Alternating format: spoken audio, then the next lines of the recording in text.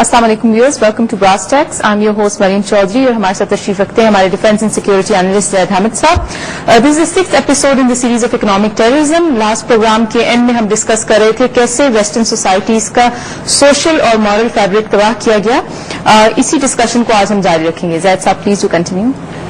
یہ دیکھیے مریم، جس طرح ہم نے پچھلے پروگراموں میں جو تفصیل ڈسکس کی کہ انہوں نے اکنامک ٹیررزم کیا، اکنامک ٹیررزم کی وہ پالیسیز جو یہ دنیا میں ڈپلوائے کر رہے ہیں، جس میں فوڈ سپلائی کنٹرول کرنے سے لے کر پوری دنیا کو غلام بنانے کی اسٹریٹجی، حتیٰ کہ leading up to one global government جو یہ اسرائیل میں بیٹھ کے پوری دنیا پر حکومت چلائیں گے، اس طرف جو ان کی ڈائریکشن جا رہی ہے. مگر اس سارے پروسیس کو اچیو کرنے کے لیے مغرب میں ان کو ایک ایسا معاشرہ بھی تشکیل دینا تھا کہ جو ان کے اس نظام کی مزاحمت نہ کر سکے، یعنی ان کو ریزسٹ نہ کر سکے. ایک بڑا انٹرسٹنگ کانسیپٹ ہے کہ مغرب کے اس معاشرے پر انہوں نے غلبہ کس طرح حاصل کیا، یعنی ان کے سوشل فیبرک کو، ان کے مورل فیبرک کو، ان کی فیملی لائف کو کس طرح تباہ و برباد کیا. یہ سمجھنا اس لیے ضروری ہے کہ مغرب کے ساتھ ہم مثال لیں گے جاپان کی، کیونکہ جاپان ایک ایسا ملک تھا جس نے دوسری جنگ عظیم کے بعد ان کے زائنسٹ اکنامک ماڈل کو 100% اڈاپٹ کر لیا، اور اس کے نتیجے میں آج جاپان کو کیا بھاری قیمت ادا کرنی پڑ رہی ہے. ہم تھوڑا سا اس کو ڈسکس کریں گے، کیونکہ یہی ایکسپیریمنٹس اور ماڈل یہ مسلمان معاشروں میں اور پاکستان میں بھی کرنا چاہ رہے ہیں. ایک دفعہ آپ ان کا گیم پلان سمجھ جائیے، ان کی لینگویج سمجھ جائیے، ان کی زبان سمجھ جائیے جو یہ استعمال کر رہے ہیں، ان کے جو ویپنز ہیں، ان کے جو ہتھ کنڈے ہیں جو یہ استعمال کر رہے ہیں، پھر اس کا رسپانس ڈیولپ کرنا آسان ہوتا ہے. ہمیں بہت ساری، ہم پھر کہیں گے، بہت ساری ای میلز ہمیں آ رہی ہیں ویورز کی طرف سے کہ صاحب ہمیں حل بتائیے ان مسائل کا کیا ہے. دیکھیے، ہم نے ابھی اپنی بات مکمل نہیں کی ہے، حل ہم آخر میں بتائیں گے انشاءاللہ. ایک بات ذہن میں رکھیے گا، ہماری نوجوان نسل کو بھی ہماری تاریخ سے وہ لا علمی ہے، ناواقفیت ہے. وہ یہ نہیں جانتے ہیں کہ پچھلے کئی سو سال میں ہماری تاریخ میں کیا ہوتا چلا آیا. آج مغرب کی تہذیب آنکھوں کو خیرہ کیے ہوئے، ڈیزل کیے ہوئے لوگوں کو، لوگ مغرب کی طرف دیکھ رہے ہیں. مغرب کی جمہوریت بھی ٹھیک ہے، مغرب کو ان کی ویلیوز اڈاپٹ کرتے ہیں. مغرب کو تہذیب یافتہ قوم کہا جاتا ہے، ترقی یافتہ قوم کہا جاتا ہے. جس قدر خون ان کے ہاتھوں سے ٹپک رہا ہے، جتنی غلیظ یہ تہذیب ہے، جتنی ناپاک اس کا کردار ہے، اور جیسا پوری دنیا کی انسانیت میں جس طرح قتل و غارت اور تباہی اور بربادی انہوں نے برپا کی ہے، ابھی ہم نے اس کا صرف ایک چھوٹا سا چہرہ آپ کو دکھایا ہے. ان کی اکنامک ٹیررزم، جس کی دوسری ڈائمینشنز ابھی ہم اگلے 2-3 پروگراموں میں انشاءاللہ ڈسکس کریں گے. اس کے بعد وی ول کم ٹو دی سولوشنز. دیکھیے، ایک دفعہ جب یہ واضح ہو جائے کہ یہ تہذیب اتنی غلیظ ہے کہ کوئی سولوشن اس کی طرف سے دیا ہوا ہم قبول نہیں کریں گے، تو پھر ہمارے لوگوں کو بھی یہ قبول کرنا آسان ہو جائے گا کہ آلٹرنیٹس ہیں کیا. اب اگر ہم، کیونکہ اس وقت لوگوں کے ذہنوں میں کم از کم پچھلے 150 سال کی پروپیگنڈا وار کے ذریعے، میڈیا کے ذریعے، ان کی تہذیب کی جو ڈومینیشن ہمارے اوپر رہی ہے، اس کے ذریعے ہماری فکروں کو، ہماری سوچوں کو تبدیل کر دیا گیا ہے. لوگ یہ سوچنے سے قاصر ہیں کہ مغربی تہذیب کے علاوہ بھی کوئی آلٹرنیٹ سسٹم ہمارے پاس ہو سکتا ہے. ایک کمپلیکس کا شکار کر دیا گیا، مرعوب ہو گئے لوگ. یعنی انڈیا کے خلاف تو ہمارے بڑے لوگ آنکھوں سے آنکھیں ڈال کے بات کرتے ہیں، لیکن جب امریکہ اور مغرب اور انگریز سے بات کرنی ہوتی تو ہکلا جاتے ہیں، اس لیے کہ وہ ہم پر حکومت کر کے جا چکا ہے، اس لیے کہ اس کی تحریک کو ہم ڈومیننٹ تہذیب سمجھتے ہیں. ابھی تک ہمارے یہاں براؤن صاحب ہیں، ایسے لوگ ہیں کہ جو ظاہر میں کالے ہیں لیکن اندر سے گورے ہیں، اور انگریز ہیں، اور انگریز کو نعوذ باللہ اس کی ہر چیز کو خدا سمجھتے ہیں. تو ہم نے ابھی اپنی بات مکمل نہیں کی ہے. ہم آپ کو صرف وہ دکھانا چاہتے ہیں کہ یہ مغربی تہذیب جس چیز کو ہاتھ لگاتی ہے اس کے ساتھ کیا سلوک کرتی ہے. اس کا اکنامک سسٹم، جس کو سپورٹ کرنے کے لیے یہ دنیا میں جنگیں برپا کرتے ہیں، فوڈ سپلائیز کنٹرول کرتے ہیں، مگر یہاں رکتے نہیں ہیں. قوموں کے اخلاقیات، ان کی دین، ان کی تہذیب، ان کی ثقافت، اس کا بھی بیڑا غرق کر کے رکھتے تھے. دیکھیے، اور یہ کس طرح کرتے ہیں؟ انہوں نے پرٹیکولرلی خاص طور پہ آج مغرب معاشرے کا حال یہ ہے کہ وہ مکمل طور پر، روحانی طور پر، اخلاقی طور پر دیوالیہ ہو چکا ہے. It's a morally bankrupt society, religiously bankrupt society.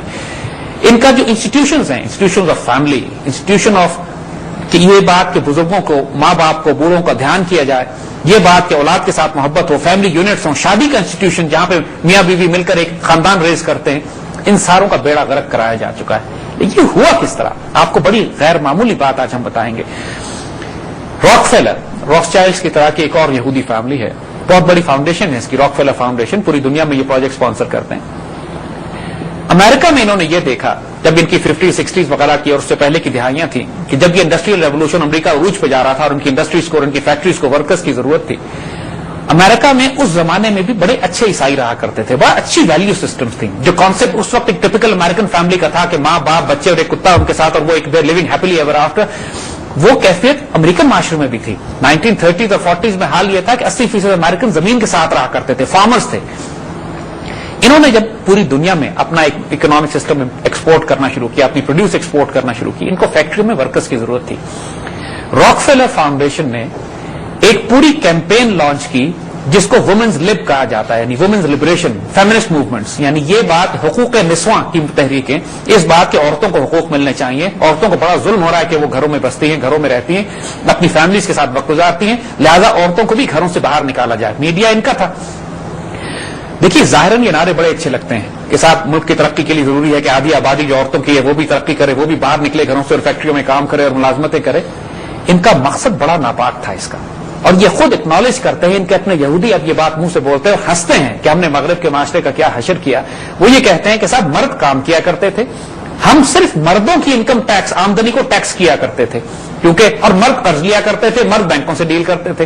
انہوں نے یہ سوچا کہ صاحب ملک کی باقی آبادی کو ہم کس طرح مقروض کریں, کس طرح گھروں سے باہر نکالیں. جب فیکٹری میں آئیں گے, کام کریں گے, پروڈکشن بڑھے گی, ان کی آمدنی عورتوں کی آئے گی, انڈیپینڈنٹ انکم ہوگی, عورتیں مردوں کے تعلقات سے آزاد ہونا شروع ہو جائیں گی. دوسرا, ان کی آمدنی پہ ٹیکس کرنا شروع کریں گی یہ. اور تیسرا یہ کہ عورتیں بھی پھر وہی کریڈٹ کارڈ استعمال کریں گی اور قرضے لینا شروع کریں گی. نہیں, پہلے جو آدھی آبادی مقروض تھی اب پوری آبادی مقروض ہوگی. اور پھر اگلی بات, جب مرد اور عورت, میاں اور بیوی دونوں فیکٹریوں میں کام کریں گے تو بچوں کو کون پالے گا؟ نتیجہ انہوں نے پبلک سکولز کا ایک نیٹ ورک بچھایا جس کا مقصد یہ تھا کہ کنڈر گارٹن سے لے کے نرسری سے لے کر کہ پرائمری کلاسز سے لے کر بچوں کو اسکولوں میں داخل کرا دیا جائے. نتیجہ مرد اور عورتیں, میاں اور بیوی, ماں باپ یہ فیکٹریوں میں کام کرتے تھے, بچے پبلک اسکول میں پڑھتے تھے, جہاں پہ انہوں نے پورا فکر تبدیل کر کے رکھ دی ان بچوں کی, ان کو اپنے اس معاشرے میں اس طرح انٹیگریٹ کر کے رکھ دیا. جو نسل نکالی انہوں نے امریکنز کی 40, 50, 60, 70 کی دہائیوں میں, وہ ایک ایسی کنفیوز نسل تھی کہ جو ان کے اکنامک سسٹم کو چیلنج نہیں کر سکتی تھی, جس کو صرف وہی معلوم تھا جو انہوں نے پڑھایا اپنی کتابوں میں. اس نسل کا اپنے ماں باپ کے ساتھ تعلق تباہ و برباد ہو گیا.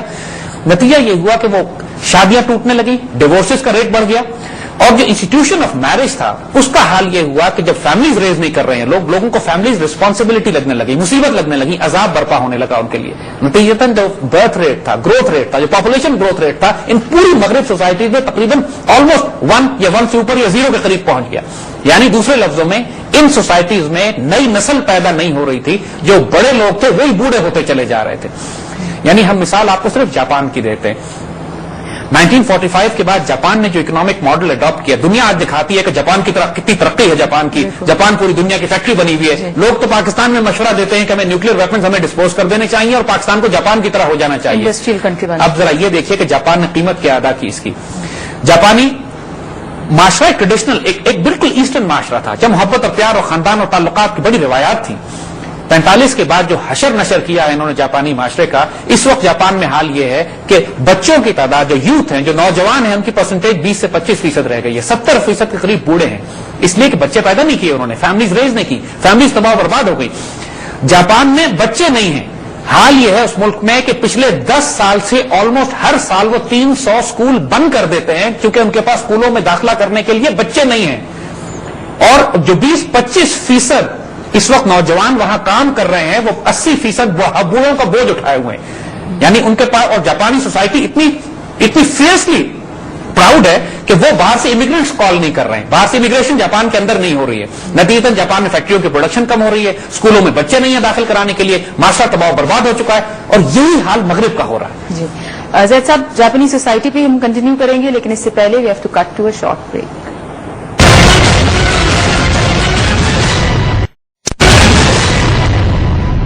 Welcome back viewers. زاہد صاحب پلیز ڈو کنٹینیو. دیکھیے, ہم نے آپ کو جاپان کی مثال دی تھی.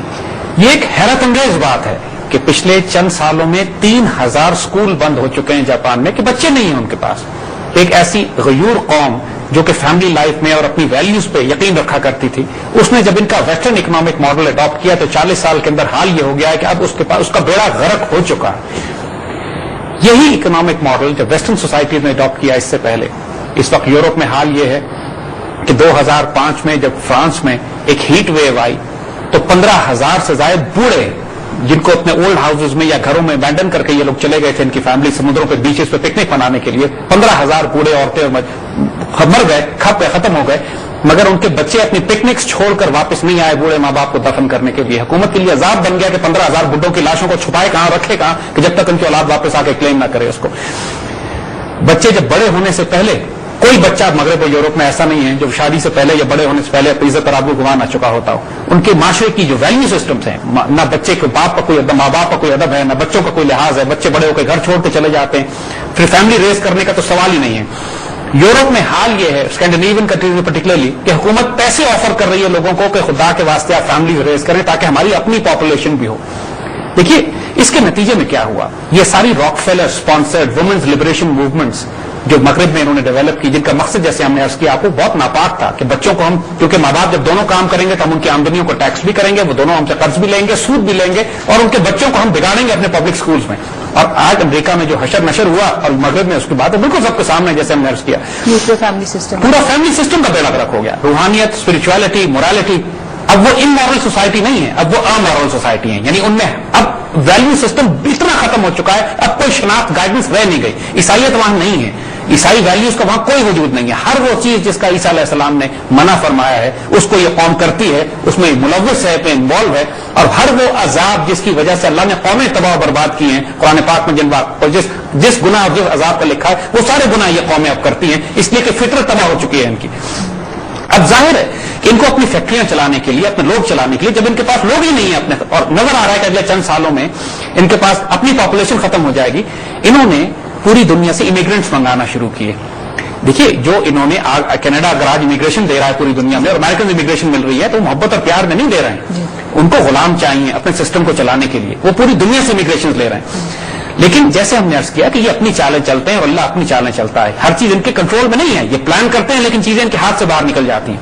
जो लाखों की तादाद में इमिग्रेंट्स पूरी दुनिया से अब जाना शुरू हुए हैं, उसके नतीजे में ये हुआ है कि पहला तो ये हुआ है कि जो मगरिब की माशरे में व्हाइट रेस थी, जो अपने आप को सुपीरियर रेस समझती थी, गोरा जिसे कहते हैं अपने आप को अंग्रेज समझता था, वो शदीद खतरा महसूस करने लगा है कि जो बाहर से आने वाले इमिग्रेंट्स हैं ये हार्ड वर्किंग भी हैं, मेहनत भी करते हैं, जान भी मारते हैं, और वो जगह बना रहे हैं उस माशरे में मगरिब उन वेस्टर्नर्स को पीछे हटा के।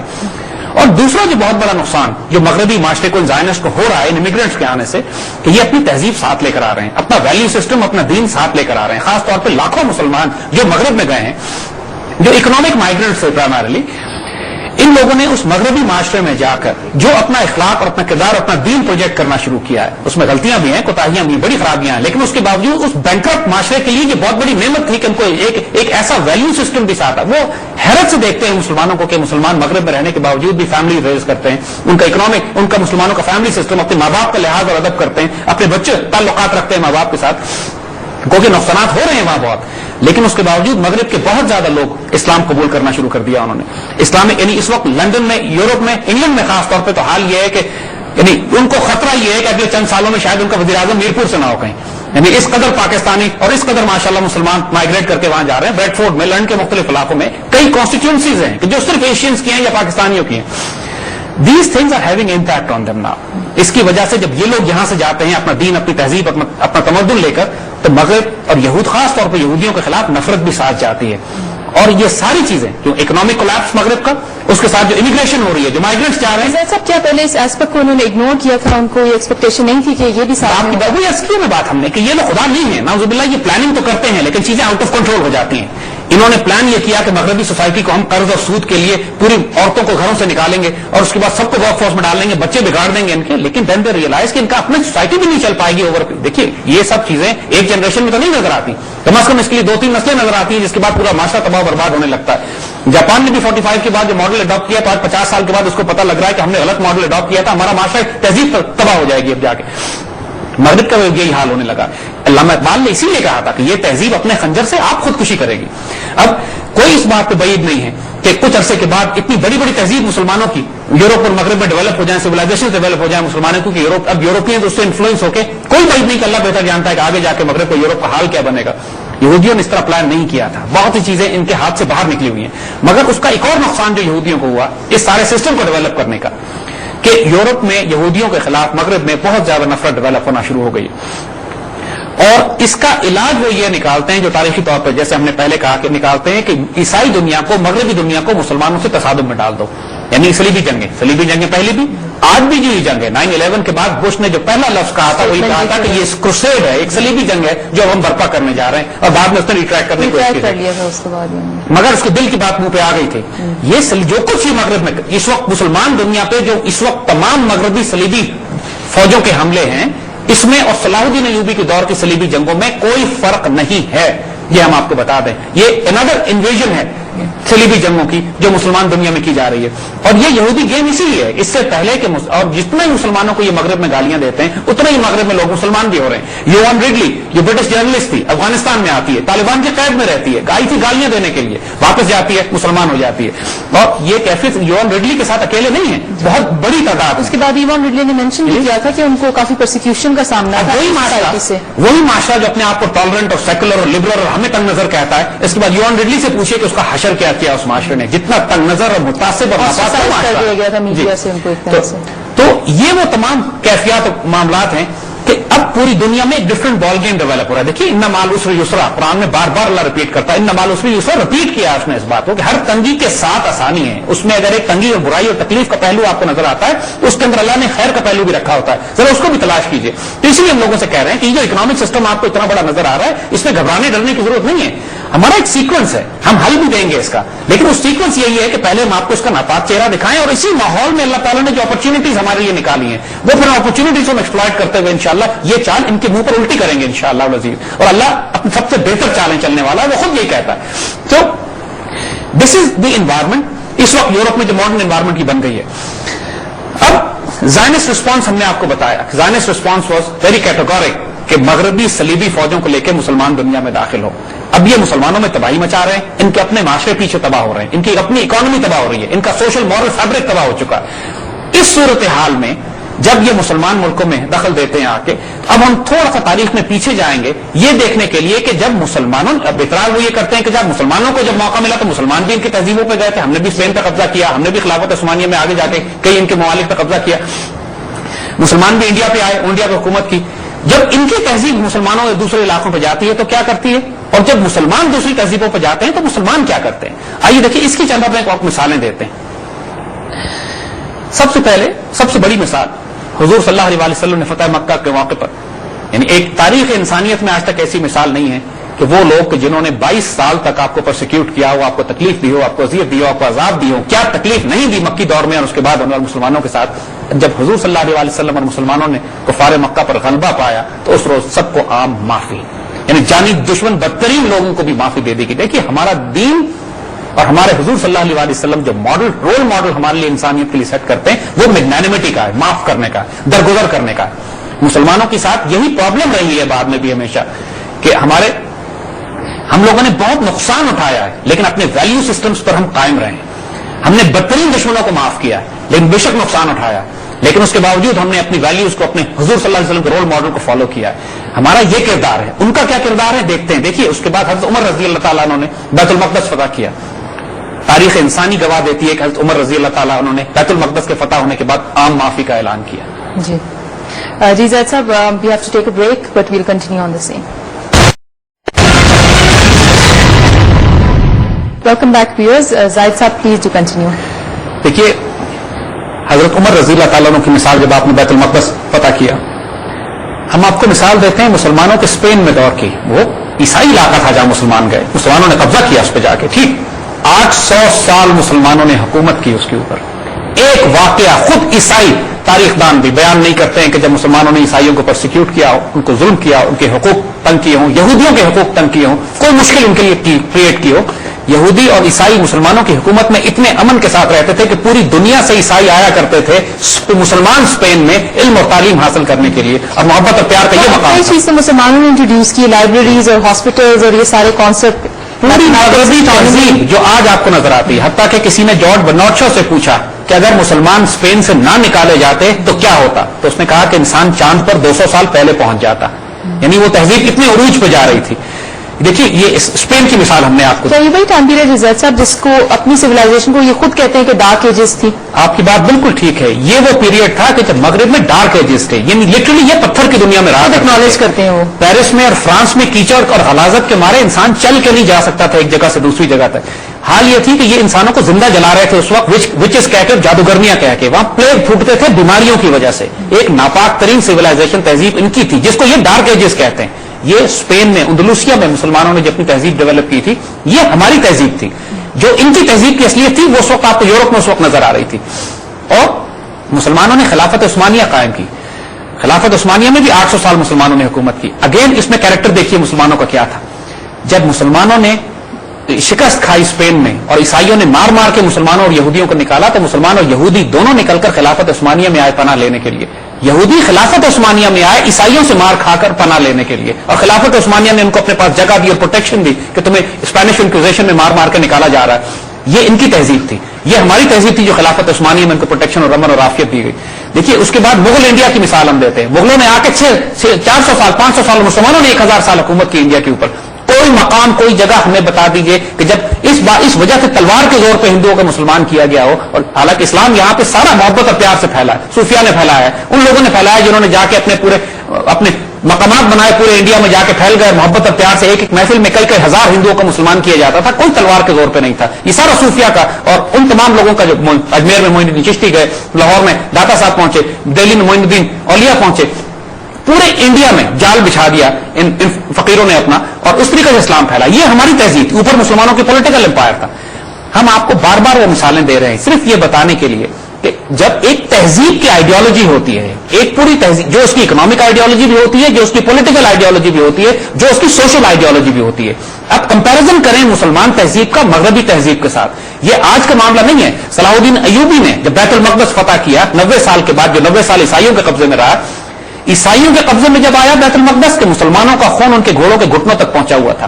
تاریخ میں اتنا سلاٹر مسجد نبوی بیت المقدس شریف میں کبھی نہیں ہوا جتنا عیسائی نائٹس نے کیا کروسیڈ میں, صلیبی جنگوں میں جب انہوں نے قبضہ کیا.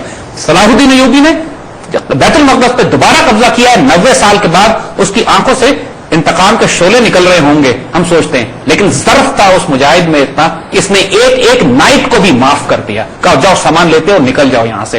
آج بھی مجبور ہے یہ تمام تر تعصب کے باوجود کہ صلاح الدین ایوبی کی شان میں کوئی ناپاک کلمہ یہ نہیں کہہ سکتے. They recognise him as an honourable and dignified man. لیکن یہ صرف صلاح الدین نہیں تھا, یہ وہی کردار تھا جو سیدنا عمر نے, اور وہی کردار تھا جو ہمارے آقا صلی اللہ علیہ وسلم نے رول ماڈل کے طور پہ فتح مکہ کے طور پہ ہمارے سامنے رکھا تھا. جو وہی کردار تھا جو اسپین میں مسلمانوں نے اڈاپٹ کیا, وہی کردار تھا جو خلافت عثمانیہ میں مسلمانوں نے اڈاپٹ کیا, وہی کردار تھا جو مغل حکومتوں میں یا اس سے پہلے اسلامی حکومتوں میں انڈیا میں اڈاپٹ کیا. دیکھیے ہم نے بڑی بڑی امپائرز کی مثالیں دی ہیں آپ کو. ہم نے اسپین کی مثال دی, عثمانیوں کی مثال دی, مغلوں کی مثال دی, پھر مسلمان سلطانوں کی مثال دی. کوئی ایک انسیڈنٹ آپ کو تاریخ اسلام میں ایسا شاید ہی کبھی ملے گا کہ جب مسلمانوں نے غیر مسلموں کی تہذیبوں پہ قبضہ کیا ہو, تہذیب پہ اس ملک پہ قبضہ کیا ہو, اور اس کے بعد اس کا نام و نشان مٹا دیا ہو اوریجنل تہذیب کا. کہنے والے کہیں گے کیا زید صاحب ہماری اسی صفت نے ہمیں نقصان نہیں پہنچایا کہ جتنا اکوموڈیٹ ہم نے کیا اتنا ہی اس شخص نے ہمیں ریزرو کیا؟ دیکھیے یہ ہمارے ویلیو سسٹمز ہیں. ہم کسی اور کے خاطر کسی اور کو سمجھانے بتانے کے لیے اپنے اخلاق, اپنا کردار, اپنا دین نہیں چھوڑ سکتے ہیں. اور تاریخ میں ہماری مثال ہے کہ ہم نے نہیں چھوڑا. ہم نے غلطیاں تھیں, کوتاہیاں تھیں, بڑے بڑے ظلم ہم نے آپس میں بھی کی, بڑی جنگیں کی. لیکن جب ہم غیر ملکی تہذیبوں سے معاملہ کرتے تھے تو وہاں کی مقامی آبادی کو, اپنے ان لوگوں کو جو رعایا ہوا کرتے تھے, ان لوگوں کے ساتھ جو سوشو اکنامک جسٹس تھا, یعنی جو سکون اور اطمینان یہودیوں کو اور عیسائیوں کو مسلمانوں کی سرزمین پہ ملتا تھا وہ اپنی سرزمین پہ نہیں ملتا تھا کبھی. یعنی یہودی نکلتے تھے عیسائی دنیا سے, مسلمان دنیا میں آ کے پناہ مانگتے تھے, چھپتے پھرتے تھے, اور ان کو پروٹیکشن اور سکون دیا جاتا تھا. تو دیکھیے باتیں ہم کیوں سمجھانا چاہ رہے ہیں یہ اس لیے کہ آپ کو پوری تہذیب کی ایتھوس سمجھنے کی ضرورت ہے. آپ کو پوری تہذیب کی سائیکالوجی, ہمیں تانا دیتے ہیں یہ کہ اسلام تلوار کے زور پر پھیلا. آج اس کا جواب بھی سن لیجیے ذرا کہ دیکھیے تاریخ اسلام میں, یعنی جب مسلمان فوجوں نے نکل کے عربیہ سے جب پرشین اور رومن امپائر سے ٹکرائے ہم جا کر, تو پرشین اور رومن امپائر کئی ہزار سال سے بہت بڑی بڑی تہذیبیں تھیں, بچے نہیں تھے وہ لوگ. جب مسلمان فوجیں جب وہاں سے نکلی عربیہ سے, ان کی تو کوئی ملٹری حیثیت ہی نہیں تھی, یعنی اتنی ایسیمیٹرک وار تھی, کوئی طاقت کا توازن ہی نہیں تھا.